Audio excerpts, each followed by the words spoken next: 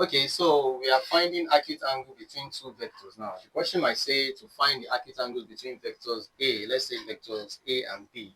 The formula that joins them together is the dot product of A and B equals what? The magnitude of vector A, times the magnitude of vector B cos theta. So is this theta we are looking for? That's the angle between them, all right? So that's what we're looking for. By the way, if both vectors are actually perpendicular to each other, then it's going to be equal to 0. The angle between them will be equal to what? To 0. Okay? Because perpendicular lines have 90 degrees, all right? And cos 90 is 0. So yeah.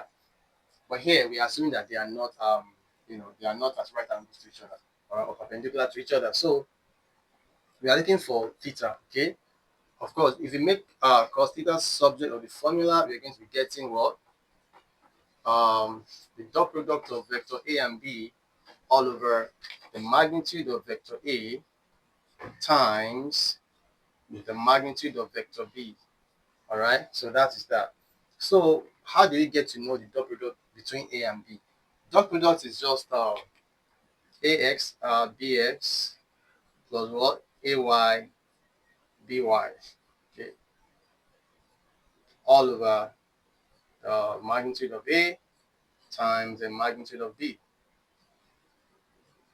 Okay, so AXBX, first of all, we know that minus 2y plus 3 can be written in the form of x and y component as well, minus 2 comma 3.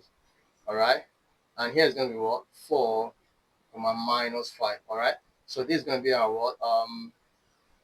AX. All right, and that's going to be our BX. It's going to be AY. Going to be our what? BY. All right, XY XY. All right, so definitely this is going to become what?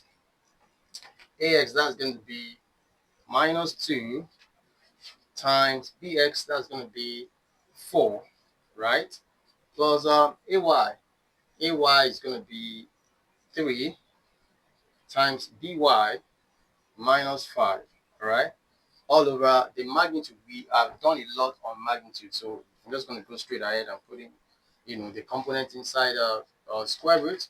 Magnitude of A, that's going to be what? The minus 2 all squared, and then plus 3 all squared times the magnitude of B, that's going to be 4 squared, then plus minus 5 squared. All right, so we put all of this, and that's going to be our cos theta. Put all of this in the calculator. 4 times minus 2, that's going to be minus 8, and then plus 3 times minus 5, that's minus 15. So times plus, that's going to be what? Minus 15. All over, if you get this one, that's going to be 4 plus 9. That's going to be root 13 times, this is going to be 16 plus 25. 25 plus 16, that's going to give us 41. So that's sorry about the space. Sorry, 41. All right. So I'm just going to go ahead and clean this space up now. So minus 8 minus 15, that will give us minus, so cos theta equals minus 23 divided by root 13 times root 41. All right, that's going to be our what? Our cos theta. So if you get theta here is going to be what? The cos inverse of this expression, minus 23 all over root 13 times root 41. All right, so if you press it in the calculator, whatever it gives you will be the angle that is between these two vectors. All right, so try that and then let me see the answer you are going to get. All right, see you in the next video.